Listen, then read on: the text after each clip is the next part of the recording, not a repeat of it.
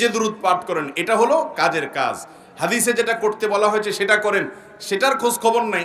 জুম্মা মুবারক, অনেক ভালো মানুষও জুম্মা মুবারক আদান প্রদান করেন, বলেন, সেটা আরেক জিনিস। কিন্তু আমার একটা বাস্তব অভিজ্ঞতা হলো, ফেসবুকে দেখবেন যে বৃহস্পতিবার থেকে জুম্মা মুবারক লেখে, এই লেখকদের অনেককে আমি দেখেছি যারা ভালো করে নামাজও পড়ে না, শুধু জুম্মা মুবারক লেখে। দেখছেন নি আপনারা? নামাজও পড়ে না কিন্তু কি লেখে?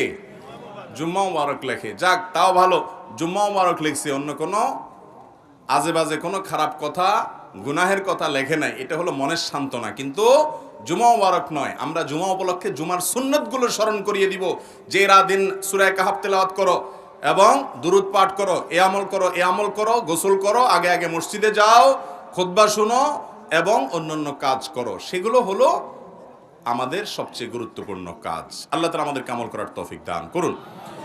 জুমার দিনের সবচেয়ে